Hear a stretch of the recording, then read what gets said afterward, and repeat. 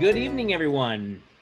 My name is Josh Reaves. I am the program director here at University Theater, and Josh Tower is joining us right now. He is setting up, getting ready to speak to us a bit about his career. Sit back, relax. If we have a few bumps along the way, just remember there are happy little accidents. So, exactly. The chat well is said. yeah. Well said. And the chat is open, so feel free to ask questions through there as well. And see, we've already got a question from Emma. But before we get started, I'm going to start by asking Josh to just introduce himself, and we'll go with our first question that I have prepared to tell us what a typical day was like on tour, pre-COVID. But yeah, go ahead, Josh. Right, pre-COVID. Hey everybody, I'm Josh Tower, and I play Aaron Burr in the first national tour of Hamilton, or the Angelica Company, as it's everyone. They all have names. A typical day pre-COVID is, sleeping in and getting the proper amount of sleep, first of all, from whatever you've done the night before, but primarily the show. And then, your day is basically gauged at your performance. So knowing that you've got a 3-hour show coming up later on that evening, you've got to make sure that you've hit the gym, you're warmed up, you're vocally okay. You kind of do a self check to make sure that you're feeling all right, that you can sing okay, and eating all the right things that are going to help you get the best performance you can that night to happen. So everything kind of centers around the performance. And since, I always say, since you're out there on tour, there is nothing else. It's very nebulous. So you are there only to do the tour. There's no, generally, other than your family and friends on the tour, you kind of have a tour family, but there's no one else there. There's no city to distract you with other auditions. There's nothing else going on. You are there to do the tour, and you see some really cool cities in the process. So that's the biggest part of it and the coolest part of it. So Josh, if you don't mind, I'm one that likes to get into the weeds of things. So you pull into a city. Now you were doing Angelica was up north, Central North America, right? We've been all over. We finished in Miami, actually. Miami? Was where COVID hit, and is still very strong. So so we finished March 15th in Miami. Everything got shut down, and that was our last weekend in Miami anyway. But so we roll into Miami, and so the question for me would be, the weeds part is like, okay, you roll in, like, is the tech already there? Are you just showing up? At what point do you get there? How much time do you have before you get into the theater? Like, what is it like to move from a space to a space to a space? And that's a good question. So we basically have what's called a jump set. We have 2 sets, at least 2 decks. And the one deck kind of leapfrogs to the next city. So if we're in Miami and then the next stop was Durham, I don't think it was, but we were going to come to Durham in March. If the next stop is Durham, then the jump set will jump to Durham while the other set is being used in Miami. Everything's all the sets, or all the theaters rather, are all measured out. So we know what fits and what doesn't fit. The biggest thing that changes, the deck, and from the front of house, for the most part, the show looks exactly the same. What really changes for us on the stage is backstage. You're getting new dressers in every city. You're getting new props people. We do have our own wardrobe head and our own wardrobe assistant. And then we have, props head, props assistant, and our carpenters and stuff like that. But you're picking up locals in every city. So those people have to learn the show. And especially in wardrobe, when you're picking up a dozen new wardrobe people, they've got to learn quick changes, and they've got to learn all of those things. But upon arrival into any city, we basically travel on a Monday. So that one day that's your golden day, your day off, is not a day off, that travel day. It's a travel day. So we get to the city, and you basically check out your accommodations, which could be a hotel, could be an Airbnb or VRBO or some, whatever it may be at this point. And also sometimes those don't work out. So you've got to you realize you're allergic to dogs, and this place has had dogs in it, so you got to go. But you basically get set up, you grocery shop for the week, find out where the gym is, get your bearings, because generally we're in places for no less than like 3 weeks, 3 to 6 weeks. So it's a pretty substantial sit. There's some tours that just do one-nighters, one-weekers. I mean, it's really hard to live that way, but it's done, and it's a great gig. But anyway, we go in that Tuesday night at 5 o'clock, 5:15. We have a sound check, so we'll do bits and pieces of all the songs. We'll do a safety check and go around and know where the fire exits are and how backstage traffic has changed, if anything. And then we run the first number, and at 8 o'clock is the show. There's no other tech than that. The only things that change are like my click boom at the end of Room Where It Happens. That spot may change up and down, and a couple other special spots on the stage. But other than that, this stage stays the same. And the other big thing that changes for the performers is your focal points out in the house. You know, since they change, you know, if you get a spotlight that's at the right angle, it's dead in your eyes, and it's really, so you got to learn how to avoid that. But most of the time you're looking at row lights and exit signs as your focal points. So, you know, it takes a moment to get all those things, but after, you know, 2 or 3 shows, you pretty much got the feel for the theater. And you're picking up those focal points during that afternoon, essentially, in the space.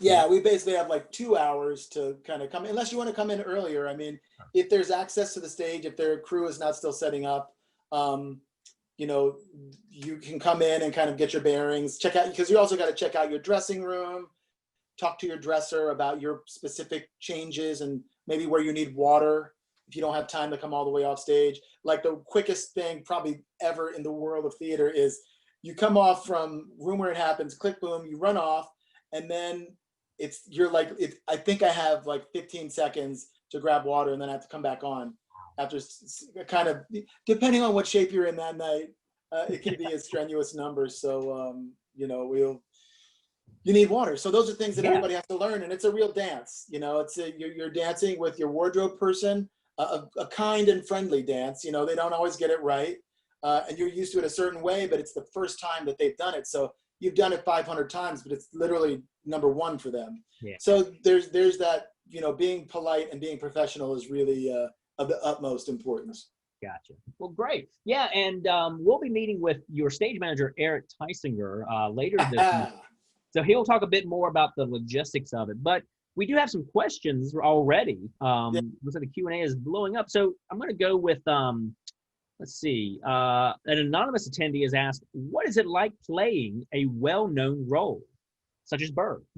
As far as historical figure, I mean, I love it. There's a ton of information on our founding fathers, on Burr and everybody else that's in the show.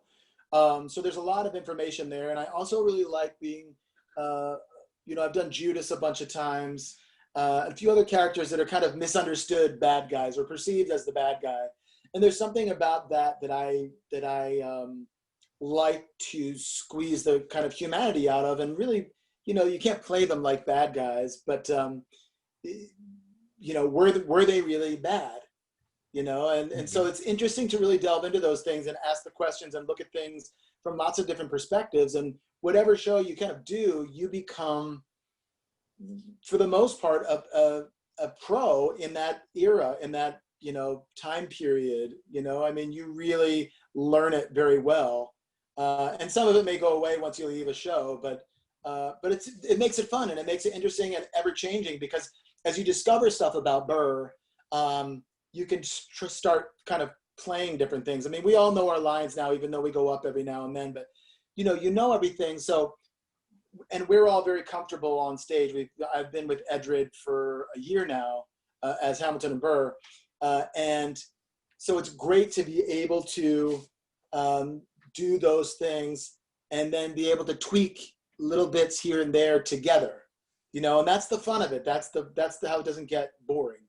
So, and I'm not sure if that was the question was for historical character, but that's great. But since you mentioned like being on stage with Edred for over a year now, and you know, finding your place in the role itself, what is it like walking into a role that has been played by others and is so well known to audiences? Yeah, well, luckily I had the luxury of playing one of the early George Washingtons. So when I was George Washington, Leslie Odom was Burr, and David was Lafayette and Jefferson. Um, Renee Goldsberry was not in the show at that point as Angelica. It was Rebecca Naomi Jones. Ariana DeBose was in the ensemble, and Ephraim Sykes. So we had a bunch of people, and then I played opposite Lynn.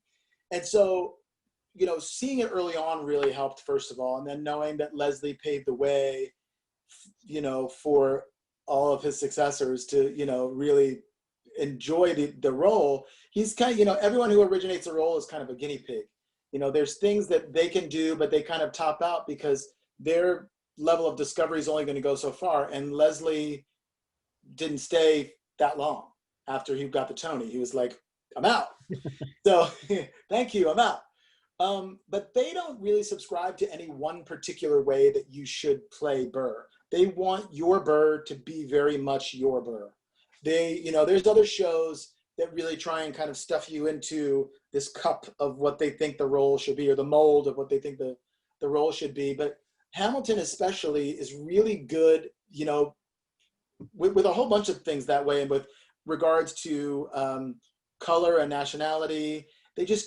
They're not concerned with the color of your skin, but more so that you can just do the role.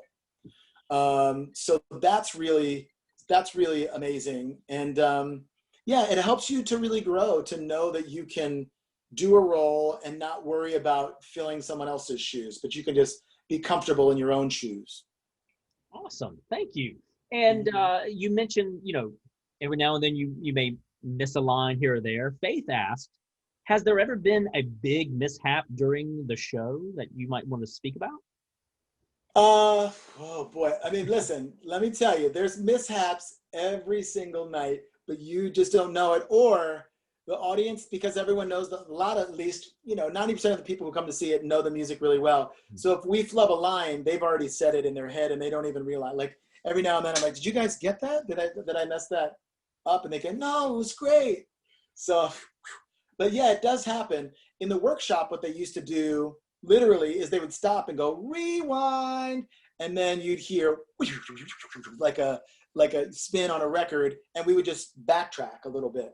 Okay. Now that it's orchestrated, we've got a pit orchestra, we've got click tracks, so there's a rhythm that has to keep going, and once that click track is going, you can't stop. Click track meaning nothing's pre-recorded except for two things, and we can talk about that later. But there's just certain rhythms that you have to follow, and you basically, if you mess up, keep your lips moving. You just, Yeah. I mean, the last big mess up was Edred, just what we call the white room, just going into the white room and or going up on your lines. And it was some guys behind the prize and get the, and he literally just nothing. And I yelled it from across the stage in the wing. Guys, man, the prize. And I don't remember the lyrics are at the moment, but it was, everyone really tries to pitch in and help you get back on track. So it's an amazing thing. I mean, the ensemble is super, super tight in every company. It's a tight cast. We're all very much in the show. So we're together. If someone messes up, you try and stay in there and you don't laugh, but sometimes you got to put your head down and just smile. Other times there's situations where like our music was cutting out in Connecticut, and the dancers will be dancing, and all of a sudden, it actually did it from the top of the show. So I did like, how does a bastard, orphan, son of a, and then it didn't come in. So I just kept going and kept going. There would have been nothing left to do. And then it kept going. And then we started getting into dancing, and it becomes, when you've got people over your head, and it just becomes dangerous when music's cutting out, and everything, the way Andy choreographs, is on like either on music downbeats or lyrics, like, and it's really fast and like little fingers and little head things. And so once it starts going, the music, I mean, of course, is what the show is based on. So if that's not there, we had to stop, and we stopped for about 20 minutes because there was some malfunction in our soundboard, like crashed. And the other thing was, in Miami, I literally, when Yankees Pistols at the sky, wait, and then boom, the fire alarm went off. Now we're not the gun doesn't really fire. We just go boom. Yeah. But the fire alarm went off, and we ended up evacuating the entire theater, and that was the end of the show because most of the audience went home. And I waited for a second, and Jen Geller, who plays the bullet, was waiting. And after about, I don't know, 10 seconds, I said, let's go. You know, we don't know what's going on, you know. So we walked off stage, and we waited about 45 minutes, and then we finished the show for the remaining 30 people in the audience. So did she actually take the bullet and start, or wait? I don't think she grabbed it and she waited, but I don't think she did it on stage. Oh, It would have been amazing.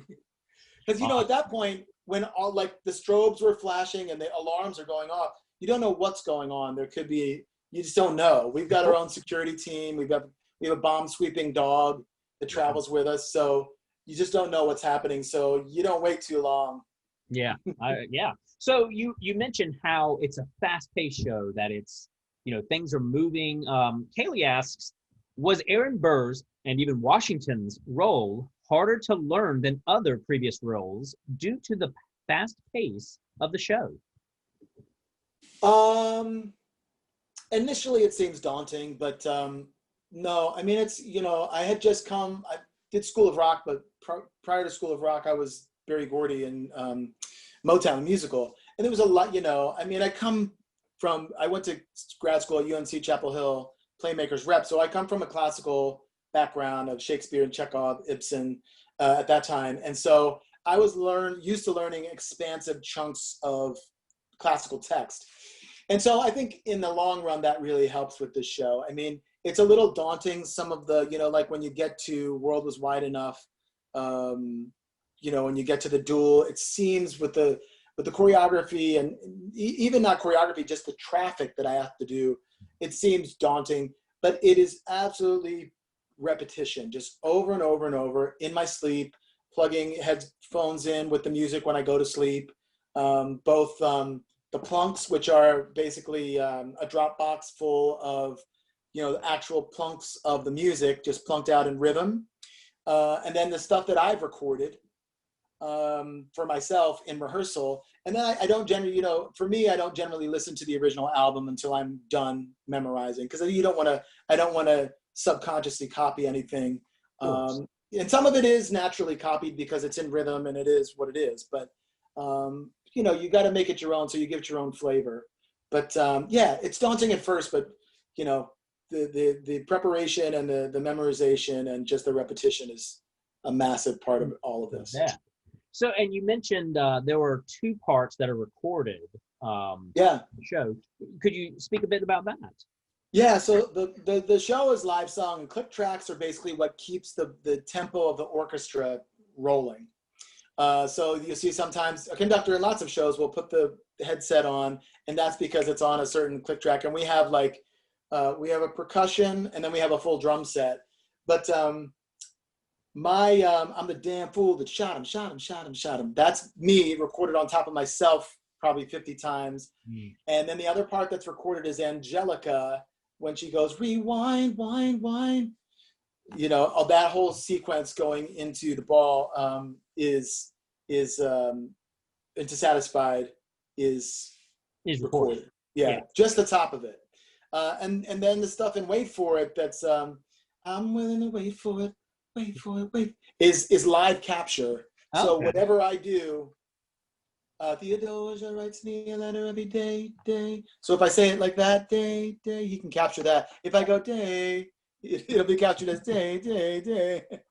So yeah, so that's not recorded, but live capture. Cool. So, you know, we'll forgive you for going to that school down the road. But here in Raleigh at NC State, we have an anonymous attendee asking, did you go to college, which you said you went to UNC Chapel Hill for your master's? For grad school, right? For grad school. And if so, let's see. If so, did you go to college knowing you wanted to do musical theater, or did you have doubts on making it a full-time career? No, I mean, I went to undergrad at Temple University in Philadelphia, which has a terrible football team. They've been much better in recent years. But no, I was in the Army before that. I was in the service, came out, went to community college, transferred to Temple, and then got a scholarship to Carolina. And I originally, I just kind of shifted around. I was into film and directing. And one day someone asked me like, there was nobody to be the talent on a project. So I jumped in and, kind of got the acting bug from there. But I never had any doubt that this is what I wanted to do. You doubt yourself at moments, like in any career, you have moments, but, you let all the no's out there be your vitamin, and take them like a healthy pill. And, those peaks and valleys, are really the peaks are special places, and the valleys are valleys of preparation, where you're working on your craft, whether it be singing, dancing, acting. I didn't know that I would want to do musical theater. I've always, been able to sing to some extent. But through my training in grad school, my singing voice got actually stronger through all the voice and speech that we were doing. And when I had gotten to New York, there was just a lot of stuff that was there to audition for, open calls. I didn't even have an agent quite yet, but just open calls on my own. Even with an agent, you can do open calls. And I got ragtime that way on an open call. So I just kind of wanted to act. It didn't matter in what. And yeah, that was it. Acting was acting to me. So whether it was in, musical theater, film, television, didn't matter. And so I've seen you've done some television. Right. So I'm throw a few pictures up here. And we've also got, I see that you've done some Law and Order, which, we were talking just before we started about how small this world is. And it seems like everyone makes their, at some point gets on Law and Order. Right. And so can you talk a bit about what, do you find a big difference with film or television versus live theater? And do you have a preference? Yeah, I mean, they say that theater is the collaborative art, but it's an interesting question, because in television, film, the director, the lighting, like everybody's there at the same time the whole time. You might get second unit director or team in there, but you're all there together, and when the day is done, you all go home. In theater, it kind of is a little piecemeal. You're all there initially, and you're working together, and you have the amazing time in rehearsal and discovering your character and discovering things, but then everybody goes away, and you are now being run by either a stage manager or a resident director, resident choreographer, resident music supervisor. So, all those other people go away to do their next project, or, wait for the next thing to happen. So, I do find television and film a bit more collaborative in that sense, but you're also not getting the immediacy of the audience, that is theater. I mean, in theater, the performance that I did on Tuesday is not going to be the same as Wednesday, as Thursday, as Friday. So whoever's in that space to see it on that day will never see that performance again. Like, it is what it is.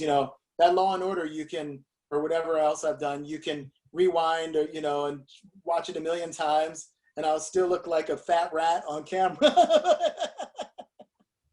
But, but but for all the things that I've done, it is, that always exists, which is why it's so amazing. Like, when you see your favorite movie star in person, where you're like, oh my God, I watched, Top Gun. I just watched it last week, and Tom Cruise is like 30 years older now. So, it's very different. It's a different thing, and holds that person frozen in that moment of time. And theater, is really a fleeting thing. So it's a difference. I don't know that I like one more than the other, but okay. Yeah. Right. Well, and speaking of musicals, you've done Ragtime, you've done Hamilton, you've done Lion King. We do have another question. I know as a performer, especially with musicals, there are many different aspects that you have to learn and memorize before opening night. Choreography, music, blocking. What are generally the hardest and easiest parts of a musical for you to learn? Right. Well, that's you said me. I was going to say, it's a very individual thing. When I got Hamilton, I was in School of Rock. So the rehearsal spaces are literally upstairs, downstairs from each other, right by the what's his name, the Jerry Orbach Theater, where the Fantastics was playing for a long time. Same building. In fact, the lobby of the Fantastics is like our lobby for rehearsal. Wow. So I would do Hamilton all day, have dinner, and then go to do School of Rock at night. And the toughest thing for me is absolutely the choreography. This stuff is Andy Blankenbuehler. I mean, luckily it gets in your system, and again, it's repetition. But it was me and Stephanie Clemens by myself with the assistant dance supervisor for 3 weeks in New York by myself in a room of her just going like this. That's not it. Rewind. That's not it. And so we did it over and over, and I pretty much knew where I was. But until you get the other 25 bodies around you, it's really your sense of space feels so open, but it's really not. Like the thing that they want you to do is much smaller, or potentially could be smaller or bigger depending on what your space is.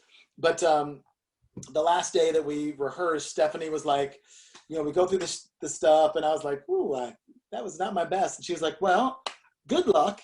I'm going to send you to the dance team on the tour, and they will, you know. So I spent 3 weeks there, and then I think I had another month of rehearsal anyway on the road. Me and knowing how long I had been around, and I'm at least used to choreography. I'm not a dancer, but I'm used to choreography to some extent. So, you know, I knew I was going to pick it up. It was just a matter of time and repetition. And then one day it all just starts clicking. And, you know, and I'm not too proud to ask any dancer or anybody like, what is that? What's the count? What is it? And, you know, the fantastic dancers that we have on the show are more than happy to be like, no, do this. Your body does this. Because they're basically all experienced enough to teach dance, you know, so they can teach me. And so I ask questions, even of someone who, you know, I'm in my, you know, 40s, and someone who's 22, who's a better dancer, I'm going to ask how to do it, you know, so. Well, and I'm not sure what this anonymous attendee is asking, but knowing that, you know, you're in rehearsal or you're shopping, you're at the gym, but they ask, what's the riskiest thing you've done on a show day? Not sure what that means, but maybe you can answer. Riskiest thing. I mean, potentially, you know, depending on who you are and what your role is, if I said I was going to go skiing, I would probably have my stage manager and my company manager calling and asking me not to. And that's happened before. I don't really ski, but I can't remember what we're doing. But the riskiest thing, and it doesn't really sound risky at all, is probably not during this show, but during Lion King. We were in Tampa, and we got like passes to Disney, like all the parks. And this was a while ago, but so we went, and I had to be really, really super, super, super careful of not screaming on roller coasters and stuff like that, because it's so easy to like take your voice out. You don't even realize it, but it's like screaming at a college football or basketball game. Like, you know, you're done, and after that, you're like, ooh, it's tired. Yeah. So, you know, it doesn't sound risky. So, you know, it's risky when you're talking about not being paid your salary because you know, because you couldn't perform, you know, but I sound crazy on the roller coaster going, oh, or like trying to position everything, trying to align it and not scream. Nice. So we have a couple of questions about, you know, post-COVID now. An anonymous attendee has asked, what has your typical day look like during COVID in regards to the show? What sort of things has Hamilton and or other touring shows done during COVID? You know, a lot of the shows are just simply down. Our contracts are suspended right now. I have 2 kids, so they're getting ready to start school, but school in New York City got pushed back again. So, you know, I actually had back surgery in March when right when COVID hit, and right when our last weekend in Miami, I was already leaving that Saturday early to have back surgery. So I'm still in physical therapy and doing things. But as far as the show, we have a Zoom meeting, which just happened 2 hours ago, every Monday. Well, every first day. Yesterday we couldn't do it, but it's usually every Monday. The show has been really working on their commitment to Black Lives Matter and to lots of other movements for gender equality. for inequities in the business and in the general kind of world. But the show does not, if your contract is suspended, so that means that, let's say I had a contract for a year and we did 6 months, it's just on hold right now, and we'll pick up where we left off. So then I'll have another 6 months to go wherever we start. The joy about that is that I know I have a gig to go back to, and other shows like Broadway, for example, like Beetlejuice and some other shows, the Once on This Island tour just closed altogether. They just can't stay open. So, you've got to keep yourself in shape. I have a voice lesson every other week. I read, I do a lot of, not a lot, because I read scripts, but I do some writing. I've got my kids, my wife's a judge, and she's actually hearing cases from home.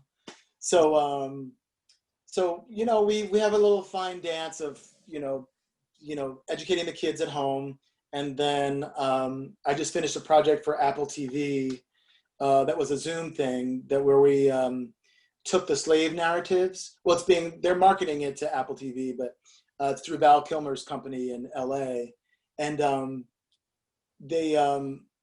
we read from the slave narratives that are available to all of you in the Library of Congress that are real, actual interviews with former slaves that they did in the 30s.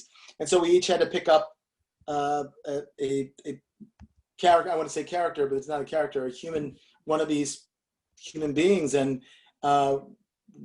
do become them and do one of their interviews. So that was really interesting. There's lots of Zoom kind of readings and things like that happening, Zoom workshops. And as far as theater, it's a tricky thing because it's on screen. So therefore you have to get a SAG-AFTRA waiver a lot of the time to do it. Did not realize. Yeah, so I'm sure at some point they will come up with some rider to these, or addendum to these contracts that says, if it is meant for theater piece, you can do it under these circumstances or something, Well, I think that brings us to our second question about COVID. What do you see as the future for live performance post-COVID? So, getting through this, I've heard a lot of people say we're not going back to normal, but we're going forward to normal. What's your thoughts on performance?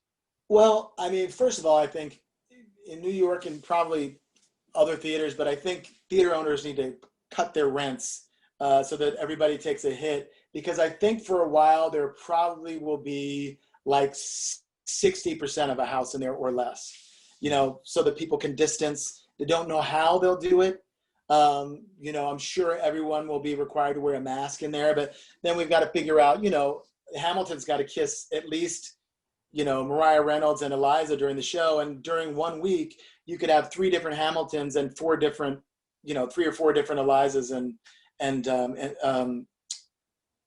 Mariahs. Yeah. So, so they've got to figure those things out. One of the things we were doing in Miami was there were no autographs at the door so that we didn't have contact.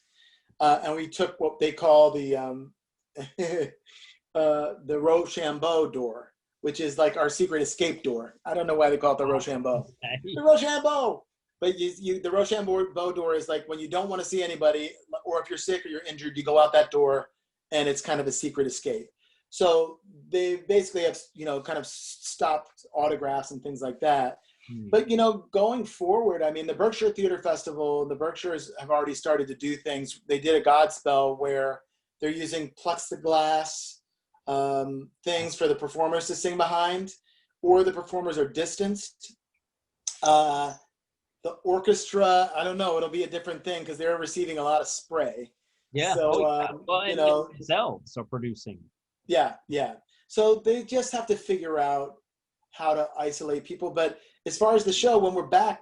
I mean, I'm sure they will test us, test the company and the backstage people like once a month, once testing becomes a real thing, like a conclusive and not an inconclusive test, So, I don't know exactly how it'll look, but I do think that audiences will be capacity-wise will be cut down a bit initially, and it's just going to take some time to really get it back to full blown. But I do hope that theater owners and people in those positions take some initiative to cut the overhead, because the overhead will initially be less, you know, so I hope that happens. I see him. Hey, well, there he is. Yeah, I know. This is good. Bye-bye. Okay. Yeah. See, here we are in Zoom. Hey, there's hey, I'm on. Mommy's doing it right now. Bye. Woo. So, I have that all the time. Here we are. Yeah, and I will say that I will plug this for the New York Times and the Daily. If you all want to hear about it, Friday's podcast, the Daily, talked about Godspell at Berkshire's, about how they're doing that. So it's really interesting to listen to. So Josh, I heard you mentioned The Lion King. What was it like working on Broadway versus a national tour? Like, do you like being in one theater, or do you prefer the touring part of it? Well, there's a little something different to both of those experiences. You know, in a tour, of course, you're not in New York City, so generally any new workshops of any new pieces, film, TV stuff that comes up, you can't do because you're not there. And, you know, we have what are called, I have outs in my contract, television and film. So if I audition for something, now we're doing a lot of auditions, of course, on screen. And, through recordings and voiceover stuff as well. So if any of that happens and I was on the road, then I might, fly out to do something depending on where it is. But, the tours are great because you're, going around seeing great cities, Raleigh. If we would have ended up in Durham, I would have been like, you guys got to go to Raleigh, Durham, Chapel, like hit them all. They're all like amazing. You know what I mean? Yeah. Seeing like Milwaukee, seeing, Tucson, Miami. I mean, you're seeing some really cool cities. And of course, you've got to hit all the cultural sites in every city. There's architecture to be seen, museums, food to eat. So that's amazing. And though they don't do it all the time, there's basically new city means potential opening night, and there's a whole new buzz and a new review. When you're in a Broadway show, unless you have originated the role, so like when I took over as Simba, I actually took over for Clifton Oliver. Clifton took over for Chris Jackson. Oh God. And we all still kind of toss roles back and forth, but I'm so distracted by those pictures. Oh, I turned it off for you. Don't worry. But you originate a role, and then you have to go in. Someone else has to come in. So I came off of originating the Gazelle tour, and then I took over. And actually, Renee Goldsberry was Nala. We were opposite each other. Became very close, there. But it's just different because there's no, your big. It wasn't my Broadway debut, but it was my first kind of. It was. I would say it was my first lead on Broadway, where I was like the final bow and all that stuff. And so, it was a different. It's a different feeling because it's like you're excited yourself. And your your little sphere of influence is excited, but the rest of the audience doesn't know it's your debut, or it's not like opening night. There's no big party. It's you saying, "Let's go to a bar afterwards," or let's go, or I'm having a party at such and such, and people are totally cool with that and excited, and you get lots of gifts and you're showered with all that stuff. But I had already been in the Broadway company because I was in the ensemble after Ragtime. I did a bunch of regional stuff, and then I was in the ensemble of Lion King, understudying Chris Jackson, who took over for Jason Reyes, who was the original Simba. And Chris was in the original company of Lion King in the ensemble. So I was basically understudying. It's all kind of in the timing. So just the way it happened, Chris was already playing Simba. And then when I came in, I took over for my friend Todd Pettiford, who went, at that time we were at the New Amsterdam. He went across the street to take over, I think, Benny in Rent at the New Amsterdam, at the Nederlander. Yeah. So at that point, their stage door and our stage door were across the street from each other. And we just kind of did this switch out and boom, boom, boom. And so it happened. And I was understudying, and they were looking for someone for the tour. And so I happened to, keep understudying. Chris was out, I would always go on. And they got wind of this, and Julie Taymor got wind of it. So they just started liking what I was doing, and you know, they had to make a choice because I wanted to stay in New York. So Awesome. So you mentioned playing opposite of Lin-Manuel. Like, what is it like working with the writer and creator of the work that you were actually portraying? I mean, it's a little, you know, our kids go to school together. He's my neighbor down the road a Oh, block. But our families are now like know each other. My wife and his wife are pretty close. And the kids, but uh I think it was a little, I was a little like, oh my God, it's Lin. And he was Lin. I mean, he's a really nice guy and he's very casual. Like, there's no hoity-toity Lin-Manuel Miranda. Like, he's uber casual. He walks around in slippers and, you know, ripped jeans and like a t-shirt. Like, he's so relaxed. so Zoom So oriented now. yeah, yeah, right.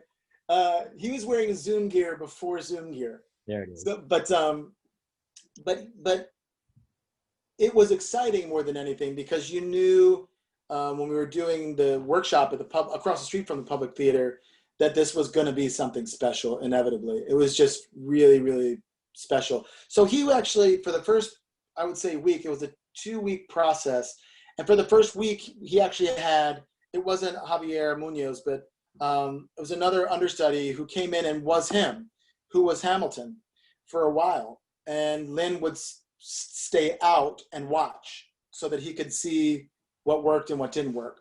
So, you know, it was very cool, and he's really supportive, uber supportive, and it was while I was more than anything wanting to do him and the team proud. It was a great experience and not crazy at all. Yeah. That's cool. That's great. So, got another question here. What is it like being a father and being on tour? Well, there's a little dance there. My kids are older now. When I went out on I took over for Brandon Dixon um, in Motown. I took over Barry Gordy on Broadway, and he left. And then we closed, and I did the tour. And it was hard because my son was 3 and my daughter was 1. So it's a whole different age, and traveling them was really difficult. They didn't travel with me. My wife was not a judge at that point, but it basically at home, it was all hands on deck. Yeah. You know, like grandparents were coming in. My mom's in Pennsylvania and my wife's parents are in Queens, and my sister and, you know, her sister, I mean, it was literally like on Thursday, this person comes in, you know, Monday, Tuesday, this person, you know, I mean, so it was just all hands on deck. So it was tough, and it's tough missing the kids and, you know, having that handful of stuff. But now my kids are 6 and 8. So it's a little different. They get really excited about coming to see me. I have like plane tickets written into my contract. So they'll come out every month, basically every 4 weeks, the company will fly them out. And they come out and we make sure that the kids and I bow on every stage that I'm on, and we go see together. We go see all the pertinent cultural museums and kids museums in every city. And it's cool because they're, you know, in the last 6 months pre-COVID, I mean, you know, we were in Florida for a while. We were in Fort Myers. They came to Fort Myers and we rented a house, and, you know, and in Miami, you know, we got to do all kinds of cool stuff. And so it's gotten easier, but it was initially really, really difficult.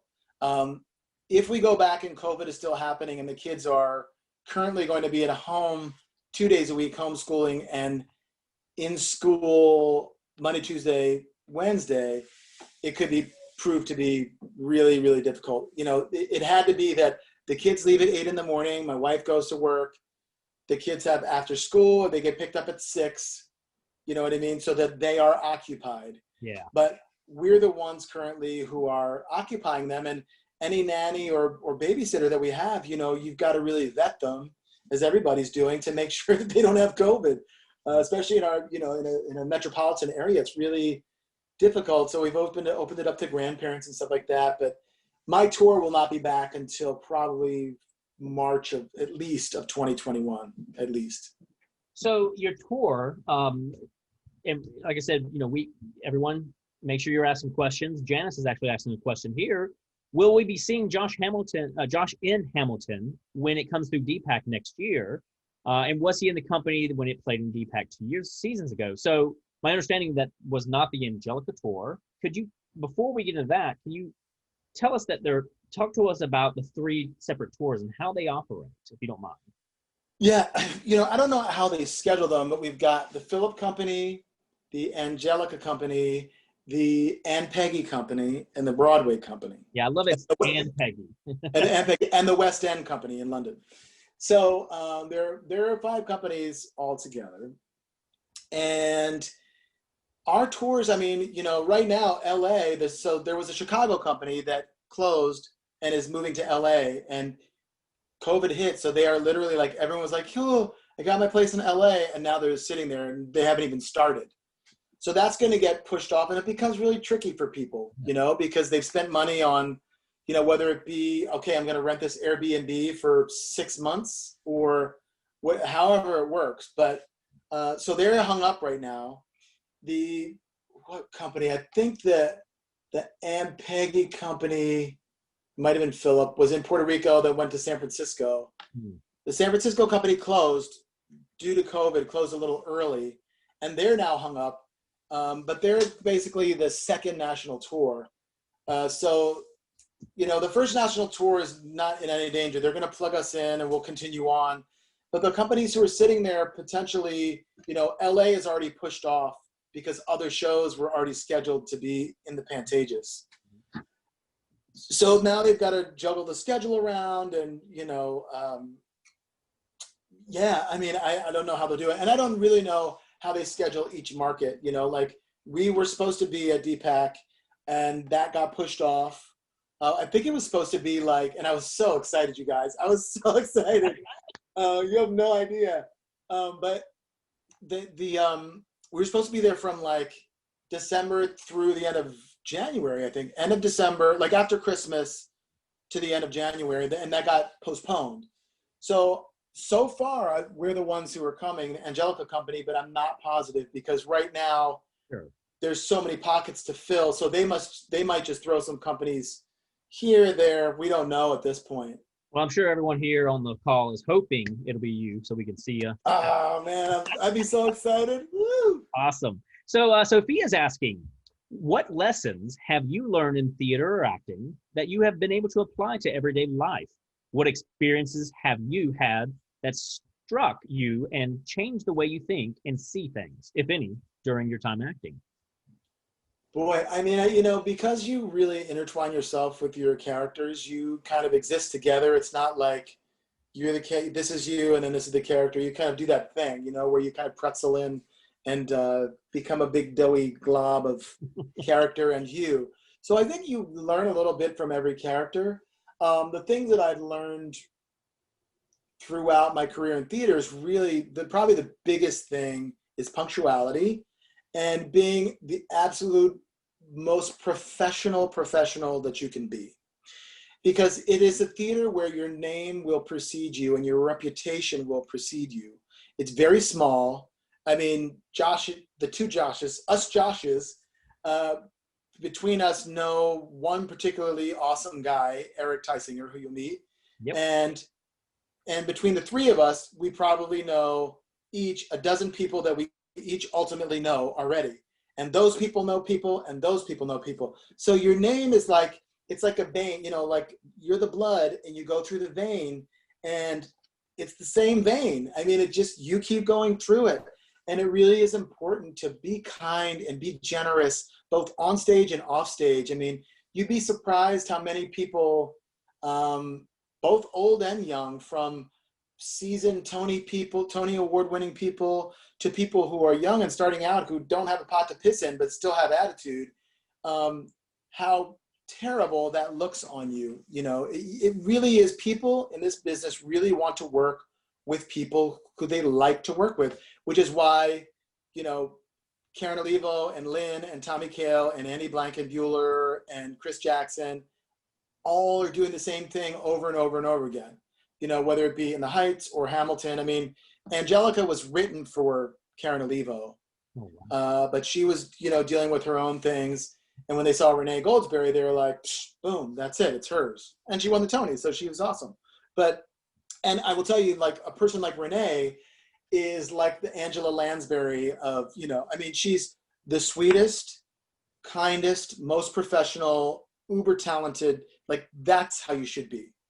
That's how you should be. If you're going to look at someone and I had to pick someone, that's how you should be. I mean, there's not anybody who would ever say anything bad about her. I mean, every now and then you meet a person who, you can't be friends with everybody, but you still got to be professional. And so that's kind of the biggest thing that I've learned, that I've translated, to my life, especially in this crazy United States that we're living in right now. It's important to let everybody, you've got to let people have their position, no matter what it is, whether it be healthy, whatever your viewpoint is on it, but people have to be able to have their own position and their own opinion, and it has to be okay. Maybe not yours, but that's that. You've got a lot of people who like show up late to work, and when they say half-hour call, technically you could be 30 seconds late and they can write you up. You get 3 write-ups. That's a minute and a half in 12 months, and they potentially could fire you. And if they didn't like you, or if you were causing other problems, they probably would fire you. But most of the time, they just give you a little note and say, hey, be on time. But it's like those things, like, be on time, it's all the things that you think as professional to the 10th degree. Like, really, it's important, because you are the product. You're marketing yourself. You're marketing yourself repetitively over and over and over again. And ultimately, it'll be nice for you to come into a room or a business or whatever you're going to do in your career where you might know somebody, and chances are you're going to know somebody. If you're, an attorney for a long time and you're working throughout the triangle, you're going to end up knowing other attorneys through functions that you go to, through different boards, through different groups and clubs and things. And it's just important because they can go, oh, Josh, thank goodness you're here. Okay, this is what we need. And even if you're not right for the role, they're going to give you a shot, a good, healthy shot. So. Yeah, no, I agree. And it's, just be kind. And I think it's a great way of putting it. And I mean, like Josh says, it's such a small world. I mean, we're going to be hearing from 2 of your castmates, Edred and Stephanie, later this month. And then Eric, your stage manager, is going to speak to us. All of that came out of, I knew Eric and Eric knew y'all. And next thing you knew, here we are having this great conversation. So. Yeah, and it's cool because, I didn't know Edred when I started, and now I know him and, his people. But Stephanie and I had done actually Jesus Christ Superstar probably 8 years prior. So I already knew Steph, and when I knew she was there, my other friend Sabrina Sloan was playing. Stephanie replaced Sabrina as Angelica, and I worked with Sabrina twice on Motown and then Princess and the Black Eyed Pea in San Diego, at San Diego Rep. And so, these people are like your friends, like they're your peers and your friends, and you feel there's a comfort level when you're acting opposite them, like what you're going to get. Mm-hmm. On a bad day of your brain not necessarily being there, that you can look in their eyes and they're with you and they'll be with you and you're together in this, and super, super important. I think that's great. It's awesome. So with our last couple of minutes left, we ask this question each time, and each time someone from the Q&A will ask the same question. So I'm happy to see it keep popping up. What advice do you have for a young performer? Whoa, that's loaded. Well, I mean, I will tell you this, that preparation and persistence are really, and professionalism are, as the 3 Ps, oh my God. Preparation, professionalism, and persistence are really like uber important. You will enter, whether it be this or any other business, and have lots of no's before you get a yes. Or maybe it's not the job that you wanted, but you know that you need it as a stepping stone. So I think that's those things, those three P's are really like super, super important. Being prepared, whether it be a job interview or an audition, which is our job interview, it's important to go in and be as prepared as you can be. I mean, you don't want to go in and, show your product, which is you, in front of people and not be ready, and you can hone that. That is something that will go away. Some people are always nervous at auditions. I am sometimes nervous depending on who's in the room. But, like I auditioned in front of Tina Fey and I thought I'd be more nervous, but I did some crazy Adam Sandler song that they never thought anyone would ever sing. And I made everybody laugh, and I didn't get the show, but I was like, I had a great time and I made them laugh. Like, they'll remember that. And I just did a Zoom project with the music director of Mean Girls, which is the Tina Fey thing. And she's like, I remember the Little Chicken song. That was you. And I said, yeah, My Little Chicken. That was me. So, but, it's just important to really push. Don't take no ever for an answer. You take that no and you use it as a springboard to launch you off into the next thing. Get as much training as you can for your toolbox of techniques, whether it be dance or acting or singing or all of those things.